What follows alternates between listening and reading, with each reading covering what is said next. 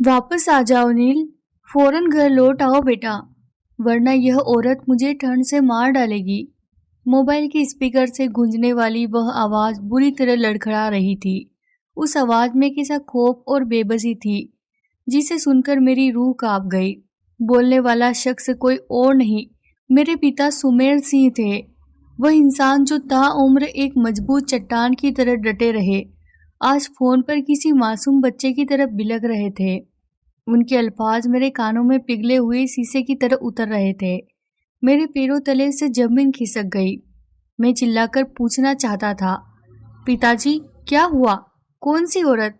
क्या मेरी पत्नी माया? लेकिन दूसरी तरफ से सिर्फ एक दर्दनाक हिचकी सुनाई दी और फोन कट गया। स्क्रीन काली हो गई, पर मेरे वजूद में एक आग लग चुकी थी। बाहर बर्फबारी हो रही थी, चारों तरफ ठंड का साम्राज्य था, लेकिन मेरे सीने में उठने वाला तूफान मुझे झुलसा रहा था। मैंने पागलों की तरह दोबारा नंबर मिलाया। घंटी जाती रही, बजती रही, पर किसी ने फोन नहीं उठाया। एक अनजाना डर मेरे दिल में घर करने लगा। क्या माया, जिसे मैं सादगी की मूरत समझता था, मेरे पीछे मेरे बूढ़े बाप के साथ यह सब कर रही थी? वह मुझे सर्दी से मार डालेगी। पिताजी के ये शब्द मेरे दिमाग पर हथौड़े की तरह बज रहे थे। मेरा नाम नील है। मेरी कहानी का आगाज ही वियोग से हुआ था। जब मैं इस दुनिया में आया तो मेरी माँ अपनी जिंदगी का चिराग मुझे सौंपकर खुद हमेशा के लिए बुझ गई। मेरी परवरिश का शुरुआती दौर मेरी नानी की गोद में बीता। मेरा धुंधला सा याद है, पिताजी दिन भर मेहनत मजदूरी के लिए घर से बाहर रहते। रात के सन्नाटे में जब वह थक हार कर लौटते और मेरे पास लेटते तो नानी अक्सर उन्हें समझाती थी। उनके वे शब्द आज भी मेरे जहन में महफूज हैं। सुमेर, तू अभी जवान है बेटा, मेरी मान तो घर में कोई दूसरी औरत ले आ। मैं अब बूढ़ी हो चली हूँ, मुझसे अब घर और बच्चे की जिम्मेदारी नहीं उठाई जाती। कल को अगर मैं मर गई तो इस मासूम का क्या होगा? पिताजी के लहजे हमेशा एक अजीब सा खौफ होता था। वह दृढ़ता से कहते, नहीं माँ, मैं दूसरी शादी का जोखिम नहीं उठा सकता। अगर सौतेली माँ आ गई तो पता नहीं मेरे कलेजे के टुकड़े के साथ कैसा सुलूक करेगी। मैंने जमाने में सौतेली माओं के जुल्म के कई किस्से सुने हैं। मैं अपने बेटे को किसी के रहमो करम पर नहीं छोड़ सकता। उसकी खातिर मैं अपनी सारी उम्र, अपनी हर ख्वाहिश और अपना आराम कुर्बान कर दूंगा, पर उसे किसी का मोहताज नहीं बनने दूंगा। पिताजी का यह फैसला पत्थर की लकीर था। जब मैं 8 साल का था तो नानी भी साथ छोड़ गई। अब उस छोटे से घर में सिर्फ मैं और पिताजी थे। वह वक्त उनके लिए किसी इम्तिहान से कम नहीं था। उन्होंने माँ और बाप दोनों की जिम्मेदारी अपने कंधों पर उठा ली। वह सुबह सूरज निकलने से पहले उठते, मेरे लिए नाश्ता बनाते, मुझे नहला धुलाकर तैयार करते और स्कूल छोड़ने जाते। स्कूल छोड़ने के बाद वह सीधे फैक्ट्री में मजदूरी के लिए निकल जाते। काम के बीच दोपहर में उन्हें जो थोड़ा सा आराम मिलता था, वह उसे अपनी भूख मिटाने में खर्च नहीं करते थे। वह अपना खाना छोड़ देते और तपती धूप में साइकिल चलाकर मेरे स्कूल आते, ताकि मुझे छुट्टी के वक्त घर तक सुरक्षित पहुंचा सके। रास्ते में वह अक्सर मेरे लिए कभी कोई फल तो कभी बिस्किट ले लेते। घर के दरवाजे पर पहुंचकर वह मुझे अंदर भेजते और हमेशा की तरह हिदायत देते, नील बेटा, किवाड़ अच्छे से बंद कर लेना, किसी अजनबी के लिए दरवाजा मत खोलना, अपना ख्याल रखना, मैं शाम को जल्दी आ जाऊंगा। शाम तक उनका मन काम में कम और मेरी फिक्र में ज्यादा लगा रहता। वह बार बार दीवार पर टंगी घड़ी देखते। जैसे ही छुट्टी होती वह भागते हुए घर आते। मैं दरवाजे की दरार से उनका रास्ता तकता रहता। वह आते ही मुझे सीने से लगा लेते और पूछते कि मैंने कुछ खाया या नहीं। वह खुद भूखे रह लेते, पर मेरी हर छोटी जरूरत पूरी करते। उनकी इन कुर्बानियों को देख मैं वक्त से पहले समझदार हो गया। मैं कभी जिद्दी नहीं रहा, क्योंकि मैं जानता था कि मेरा बाप मेरे लिए अपना खून पसीना एक कर रहा है। मैंने उसी बचपन में ठान लिया था कि बड़ा होकर मैं उन्हें दुनिया की हर खुशी दूंगा। वक्त गुजरा, मैं पढ़ लिख कर एमए तक पहुंच गया। पिताजी का सपना था कि मैं बड़ा होकर अफसर बनूं, लेकिन मैं उनके चेहरे की झुर्रियों और कमजोर होते हाथों को अब और मेहनत करते नहीं देख सकता था। एक रात खाना खाने के बाद पिताजी चारपाई पर बैठे हुक्का पी रहे थे। मैंने हिम्मत जुटाकर उनके पास जाकर कहा, पिताजी, आपसे एक जरूरी बात करनी है। उन्होंने हुक्के की नली एक तरफ रखी और बड़ी मोहब्बत से मेरी तरफ देखा। हाँ बेटा बोल, क्या यूनिवर्सिटी के एडमिशन के लिए पैसे चाहिए? मैंने सर हिलाया और उनके खुरदुरे हाथों को अपने हाथों में ले लिया। नहीं पिताजी, मैं अब और नहीं पढ़ना चाहता। मैं चाहता हूँ कि अब आप आराम करें। आपने मेरे लिए बहुत कुछ कर लिया। अब मेरी बारी है कि मैं आपके सारे दुख दूर कर दूं। मैंने इरादा किया है कि परदेश कमाने जाऊंगा। शर्मा जी का बेटा भी दुबई में है। वह कह रहा था कि वहाँ बहुत काम है। मैं वहाँ जाकर खूब पैसा कमाऊंगा और आपको हर सुख सुविधा दूंगा। पिताजी झटके से खड़े हो गए।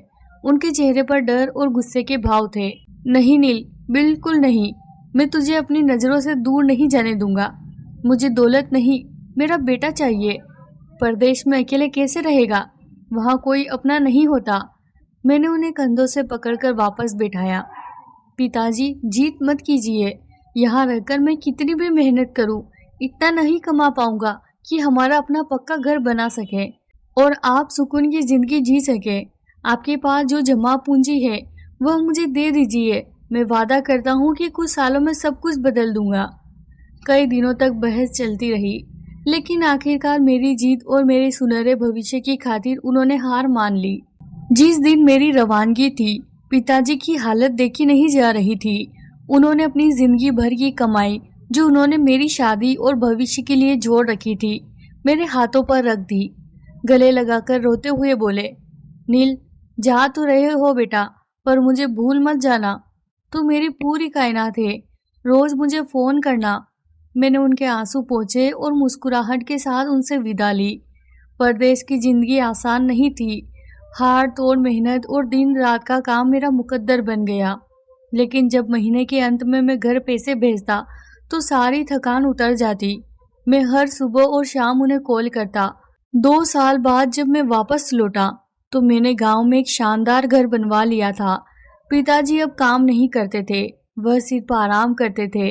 उनके पास अब बैंक बैलेंस था और एक बेहतरीन छत। उनकी आंखों में मेरे लिए गर्व साफ झलकता था।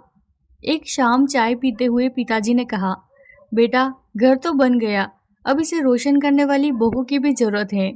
मैंने मुस्कुराकर सिर झुका लिया। पिताजी ने एक शरीफ घराने की लड़की माया को पसंद किया और हमारी शादी तय हो गई। शादी की तैयारियां धूमधाम से हुई। सुहागरात की पहली रात जब मेहमान चले गए और कमरे में खामोशी छा गई, मैंने माया के पास जाकर संजीदगी से कहा, माया, आज से यह घर तुम्हारा है, लेकिन मैं एक बात साफ कर देना चाहता हूँ। माँ के गुजरने के बाद मेरे पिता ने ही मुझे माँ और बाप दोनों का प्यार दिया है। उन्होंने अपनी जवानी और खुशियाँ मेरी खातिर जला दी। अगर तुम चाहती हो कि हमारा रिश्ता खूबसूरत रहे तो तुम्हें इस घर में बहू नहीं, उनकी बेटी बनकर रहना होगा। उन्हें कभी महसूस नहीं होना चाहिए कि शादी के बाद उनका बेटा बदल गया। मेरे लिए उनकी खुशी सबसे ऊपर है। उन्हें जरा भी तकलीफ हुई तो मैं बर्दाश्त नहीं कर पाऊंगा।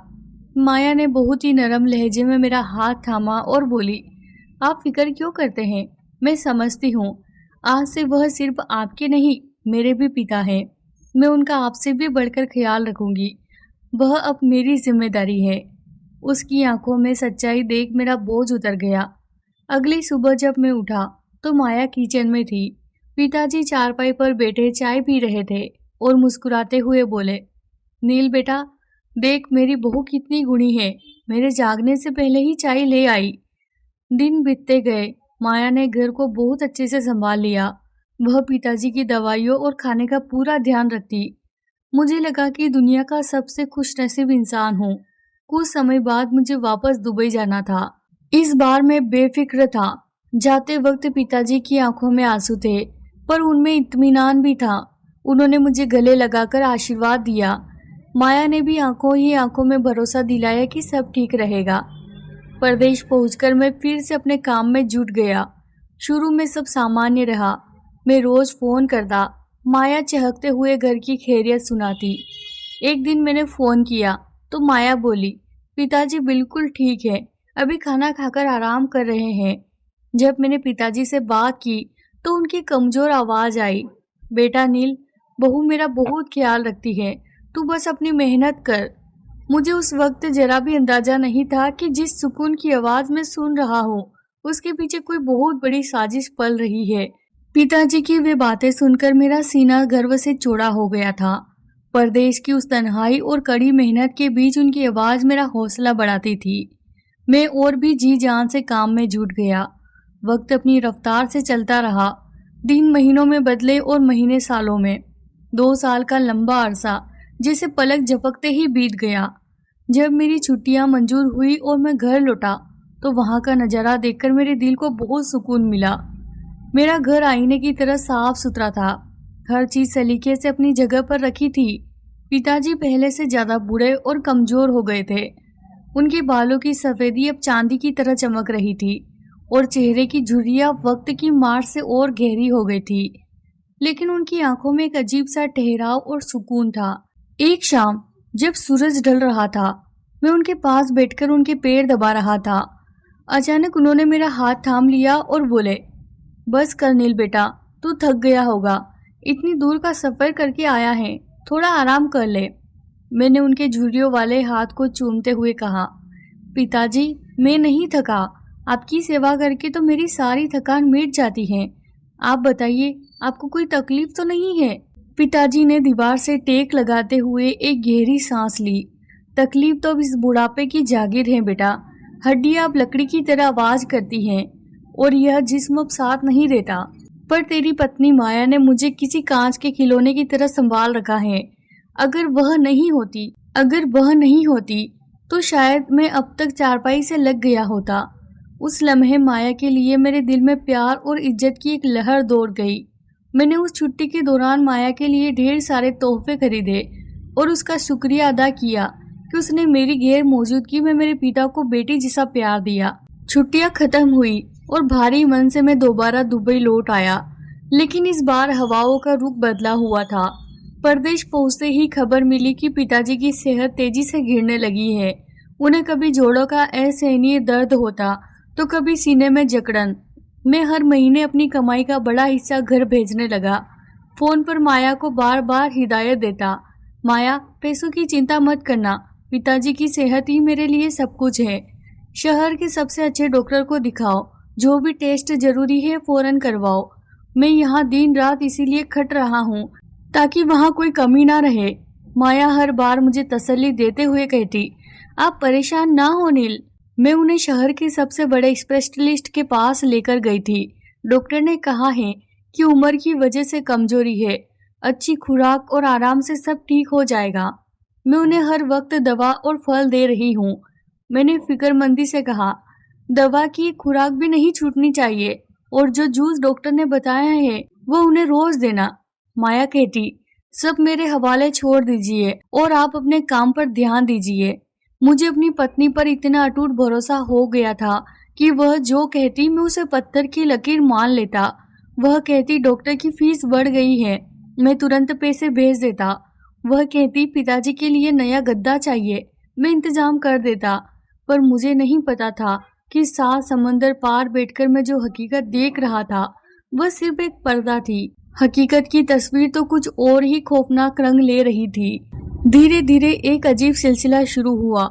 पहले मेरी हर कॉल पर पिताजी से 2-4 मिनट बात हो जाती, लेकिन अब हफ्तों गुजर जाते और उनकी आवाज सुनने को नहीं मिलती। एक शाम जब मैंने घर फोन किया तो माया ने बहुत देर बाद फोन उठाया। सब ठीक तो है? आज इतनी देर क्यों लगाई? मैंने शक की बिना पर पूछा। माया की आवाज में घबराहट थी। मैं किचन में थी, हाथ गीले थे। आप सुनाइए कैसे हैं? मैंने कहा, मैं ठीक हूँ, जरा पिताजी से बात कराओ। आजकल काम के चक्कर में वक्त नहीं मिल पा रहा था, आज बात करनी है। दूसरी तरफ कुछ पल सन्नाटा रहा, फिर माया की आवाज आई, नील वो तो सो गए हैं। डॉक्टर ने जो नई दवाई दी है उससे उन्हें बहुत नींद आती है, अभी जगाना ठीक नहीं होगा। मैंने मायूसी से फोन रख दिया, पर मेरे दिल में एक बेचैनी ने जन्म ले लिया। कभी वह सो रहे होते, कभी वह खाना खा रहे होते। यह इत्तेफाक 1-2 बार तो हो सकता था, पर अब यह रोज का बहाना बन गया था। एक हफ्ता और गुजर गया, मेरा सब्र टूट गया। मैंने गुस्से में माया को फोन किया, माया अब और बहाने नहीं, अभी और इसी वक्त पिताजी से मेरी बात कराओ, मुझे उनकी आवाज सुननी है। क्या वह मुझसे नाराज हैं या तुम कुछ छुपा रही हो? माया की आवाज रुआसी हो गई। क्या आप मुझ पर शक कर रहे हैं? मैं यहाँ दिन रात एक कर रही हूँ और आप मुझ पर इल्जाम लगा रहे हैं। वह बुढ़ापे की वजह से चिड़चिड़े हो गए हैं, बात करने का उनका मन नहीं होता। उसकी बातों ने मुझे फिर से चुप करा दिया। मुझे अपनी सोच पर शर्मिंदगी हुई कि मैं अपनी नेक पत्नी पर शक कर रहा हूँ। मैंने उससे माफी मांगी और कहा, बस उनका ख्याल रखना। फोन बंद करने के बाद दिल के किसी कोने में एक कसक बाकी थी। वह बाप जो मेरी आवाज सुने बिना निवाला नहीं तोड़ता था, वह हफ्तों से खामोश कैसे रह सकता था? तभी रात के पिछले पहर मोबाइल की घंटी ने मुझे झकझोर कर जगा दिया। स्क्रीन पर माया का नंबर जगमगा रहा था। मेरा दिल जोर जोर से धड़कने लगा। शायद कोई इमरजेंसी थी। मैंने फोन उठाया। हेलो माया, क्या हुआ? दूसरी तरफ से माया की नहीं, बल्कि किसी की उखड़ती हुई भारी सांसों की आवाजें आ रही थी। हेलो, कौन है? मैंने चीख कर पूछा। तभी एक कमजोर और थरथराती आवाज मेरे कानों से टकराई। वह पिताजी थे।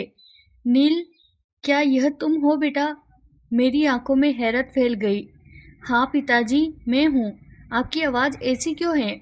माया का फोन आपके पास कैसे आया? पिताजी की आवाज में मौत का खौफ था।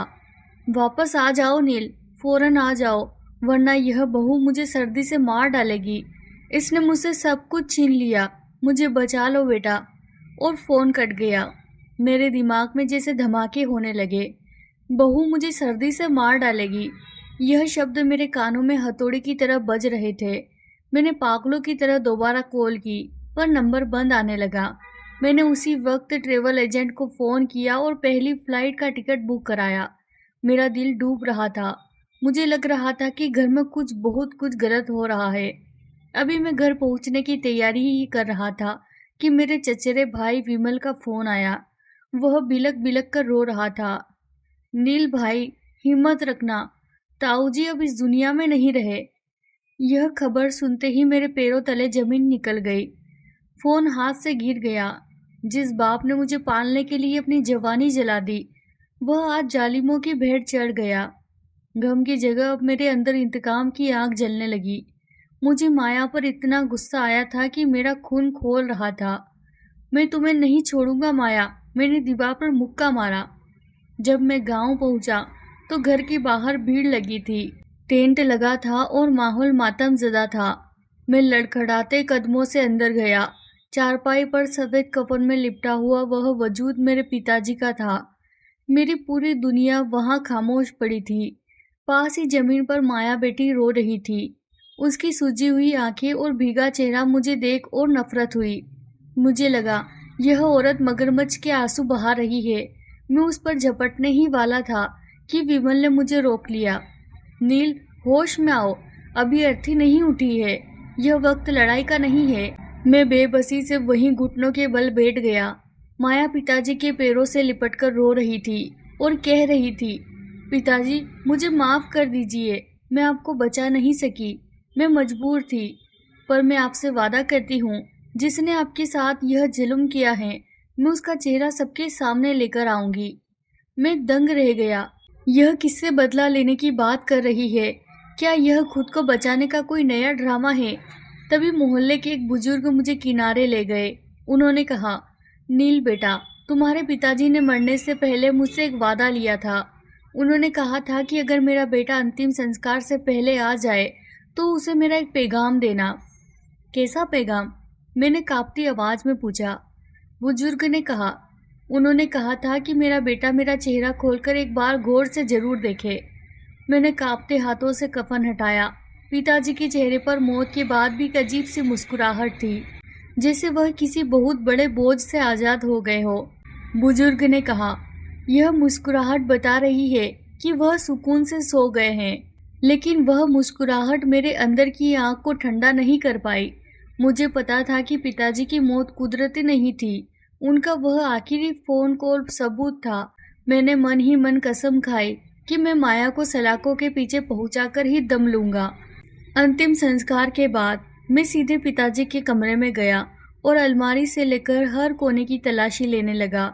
मुझे यकीन था कि वहाँ कोई न कोई ऐसा सबूत जरूर होगा जो माया के चेहरे से नकाब उतार देगा। मैं पागलपन की हद तक उस कमरे के चप्पे चप्पे को छान मार रहा था। मेरे दिमाग में सिर्फ एक ही धुन सवार थी, सबूत। मैं वह जहरीली दवा या कोई ऐसी चीज ढूंढना चाहता था जिससे यह साबित हो सके कि माया ने पिताजी को धीरे धीरे मारा है या उन्हें भूखा रखा है। मैंने गुस्से में आकर बिस्तर के गद्दे उलट पुलट कर दिए, उनकी दवाइयों की शीशियां दीवार पर दे मारी। मैं जुनून की उस हालत में था जहां इंसान को सिर्फ अपनी नफरत दिखाई देती है। तभी अचानक कमरे का दरवाजा खुला और माया अंदर दाखिल हुई। मुझे इस तरह सामान फेंकते देख वह बुरी तरह सहम गई। आप ये क्या कर रहे हैं नील? होश में तो है? कमरे का हुलिया क्यों बिगाड़ रहे हैं? उसने कांपते हुए लफ्जों में पूछा। मैंने उसकी तरफ मुड़कर भी नहीं देखा और दहाड़ कर कहा, तुम यहाँ से दफा हो जाओ माया। मुझे तुम्हारी शक्ल से भी घिन आती है। मैं वह सबूत ढूंढ रहा हूँ जो तुम्हारे गले का फंदा बनेगा। मेरे पापा ने मुझे फोन पर सब कुछ बता दिया था कि तुम उन्हें सर्दी में तड़पाकर मारना चाहती हो। तुम्हारी सारी खिदमत महज एक ढोंग थी। माया की आंखों से टप टप आंसू गिरने लगे। वह हाथ जोड़कर रो पड़ी। नील, ऊपर वाले के लिए मुझ पर यकीन करिए, मैंने ऐसा कुछ भी नहीं किया। आपको बहुत बड़ी गलतफहमी हो रही है। कोई आपको गुमराह कर रहा है। मैंने एक जहरीली हंसी हंसते हुए कहा। गलतफहमी? मैंने पिताजी की थरथराती आवाज खुद अपने कानों से सुनी थी। वह मरते वक्त झूठ नहीं बोल सकते थे। अब तुम बस अपने अंजाम का इंतजाम करो। मैं तुम्हें सलाखों के पीछे पहुंचाकर ही दम लूंगा। मैं उसे और भी खरी खोटी सुनाने ही वाला था कि बाहर बैठक से जोर जोर से चिल्लाने की आवाजें आने लगी। कोई ऊंची आवाज में मेरा नाम पुकार रहा था। मैंने गुस्से में बाहर की तरफ देखा तो यह मेरे सगे चाचा की आवाज थी। वह कुछ कागज हाथ में लिए हुए बड़ी शान से बैठक के बीचों बीच खड़े थे। मुझे रत्ती भर भी अंदाजा नहीं था कि उनके हाथों में थमे हुए कागज मेरी पूरी जिंदगी को तहस नहस करने वाले हैं।